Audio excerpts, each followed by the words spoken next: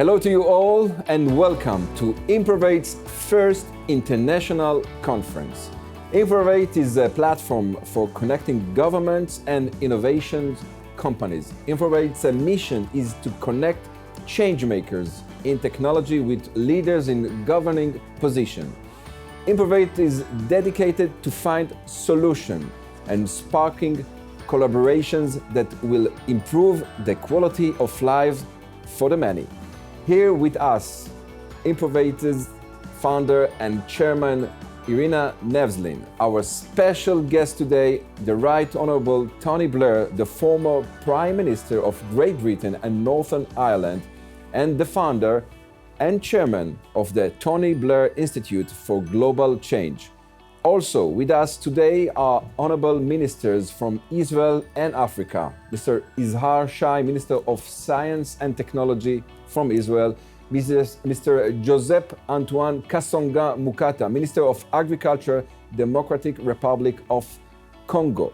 Also with us, Omari Tewebe Gumba, Deputy Minister of Agriculture, Tanzania, Minister Ato Sani Reddy, Minister of Natural Resources Management and Food Security in Ethiopia, Professor Edie Boga, Secretary of the State Department for Crop Development and Agriculture Research, Kenya, Minister Jubalani Mabuza, Minister of Agriculture, Eswatini, Mr. Jonathan Bialosuka Wata, the Minister of Fisheries and Livestock in Congo, Mr. Masima, he is the Ambassador of Tanzania in Israel, and Mrs. Coringanor, Head of Structures and Export Finance at Bank Discount.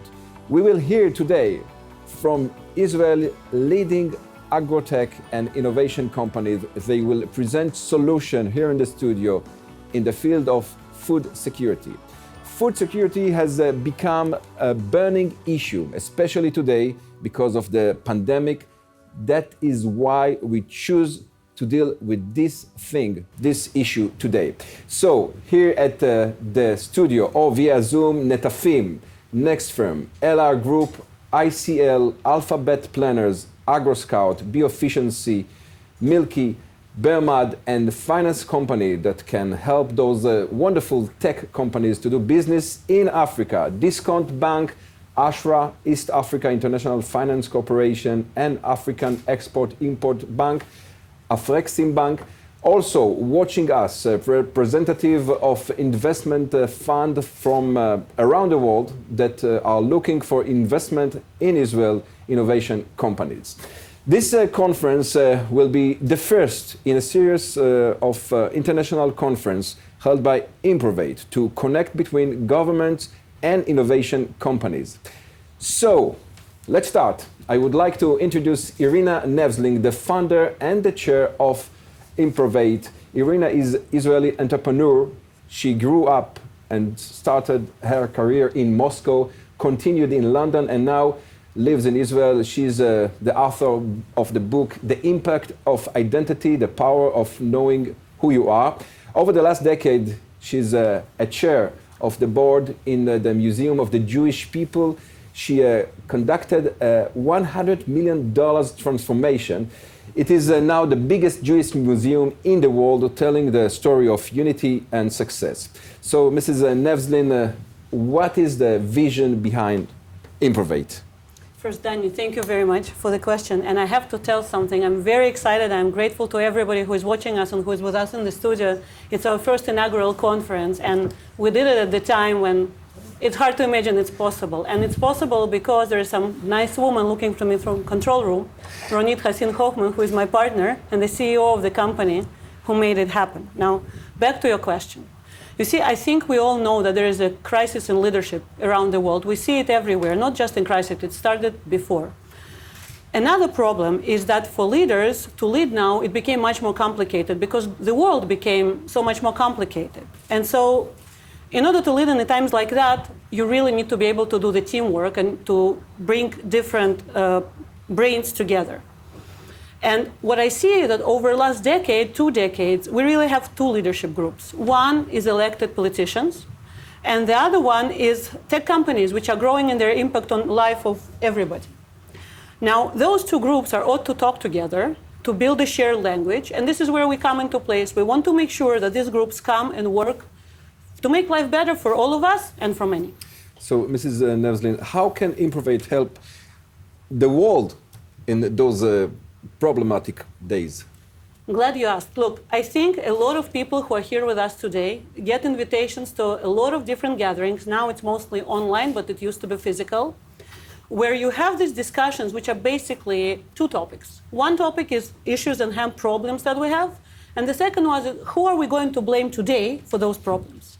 Now, while I think it's very important to know what problems we have and how we got to that, I also feel that there's a big group of people around the world who want to have another discussion. And the discussion is, okay, we have a problem. There's a theoretical reason why we got to where we got.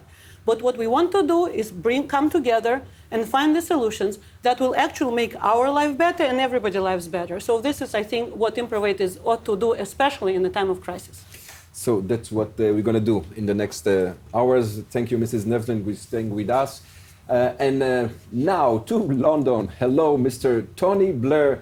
It is a great honor to have you with us today. Today's meeting focuses on the subject that I know, very close to your heart, food security.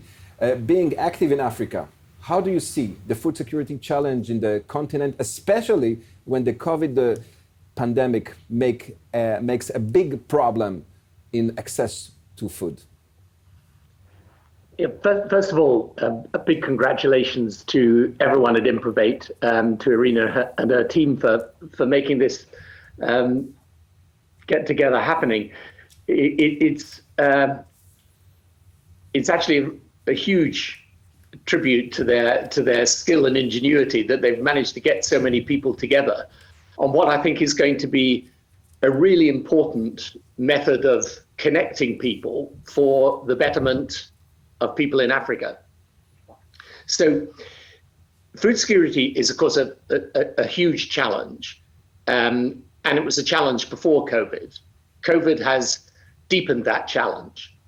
But there's one other thing that the COVID-19 crisis has done, and that is that any problem that was there before COVID is there now, but accelerated.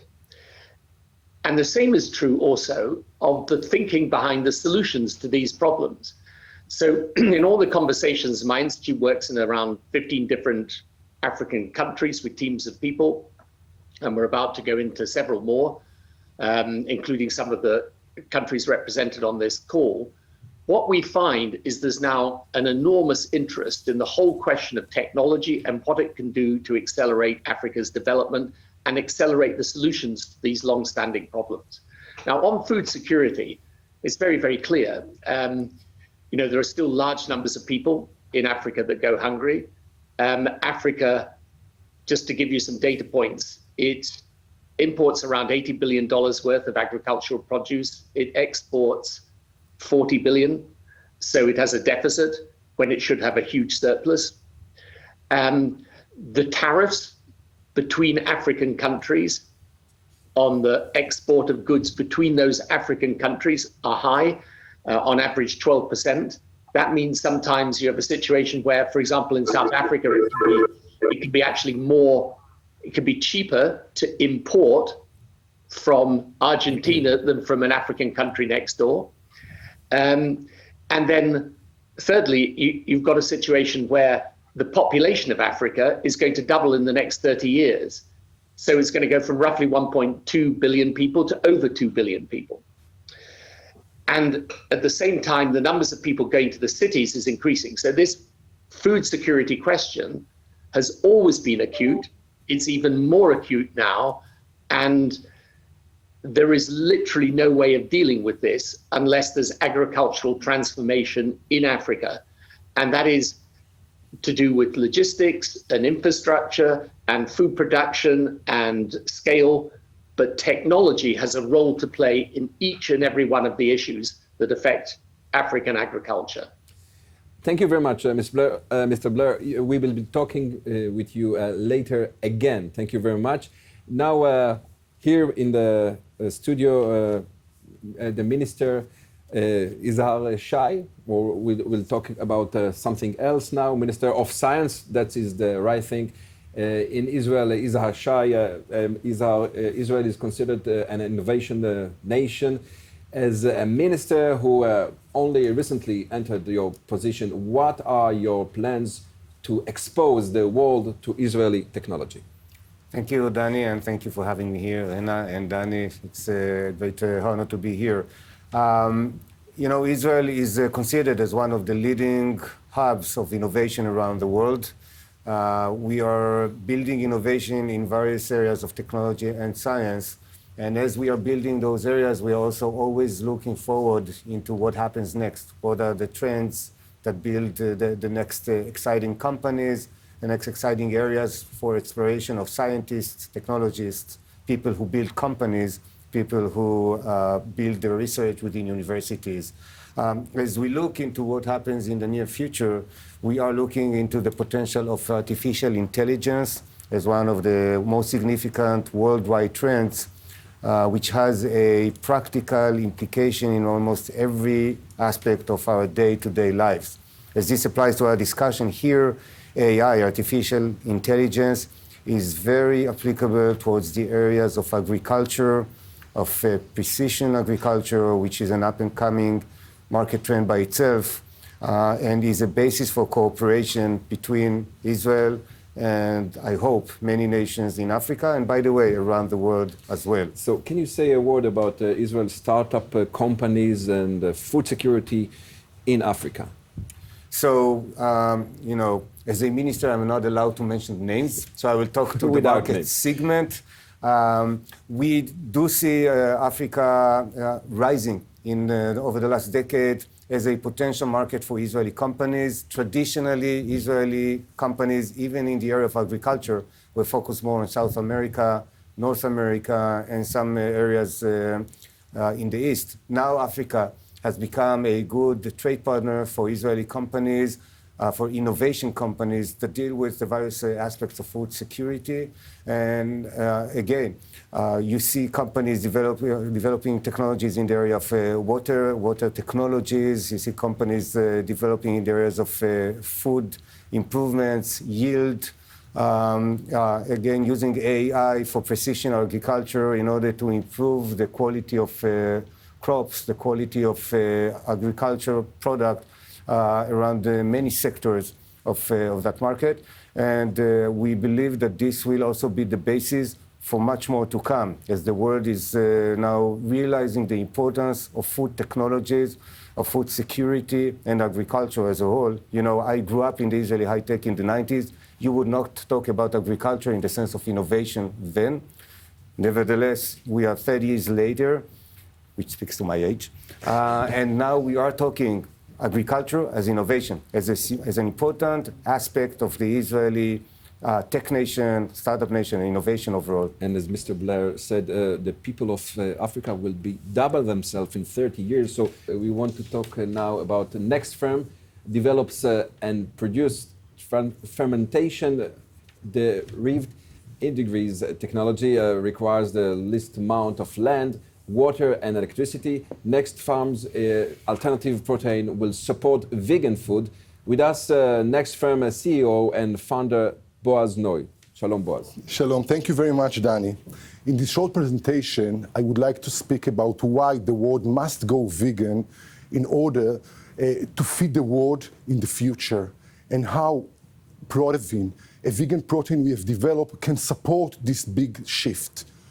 So there's a huge global challenge, feeding 10 billion people by 2050.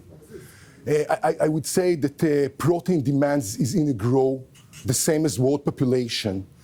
Animal alternative industry is responsible today for 15% of greenhouse gas. The conclusion is simple. We must change our diet. We must consume more vegan protein in order to enable food for the future.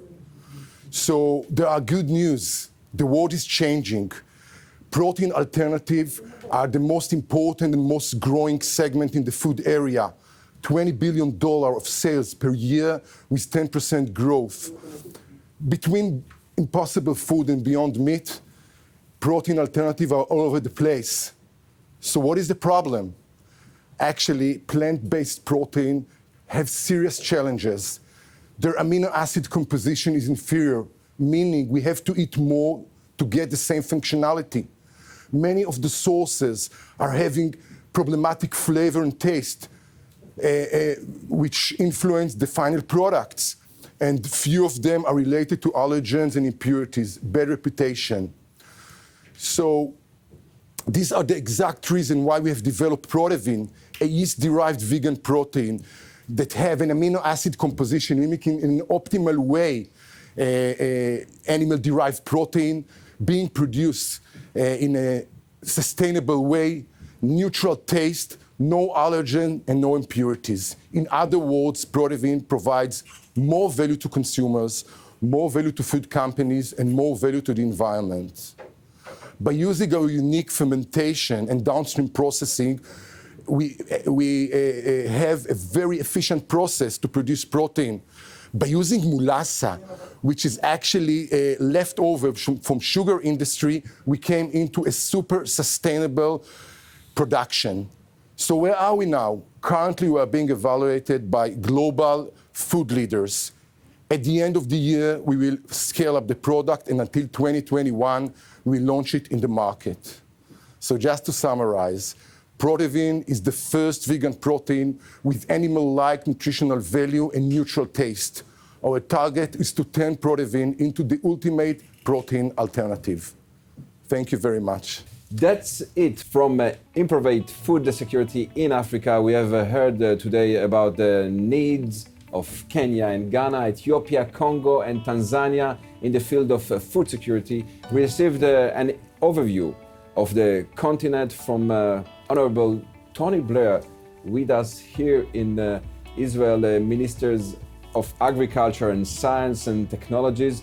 We were exposed to leading Israeli agri-tech companies that can help the problems of food security.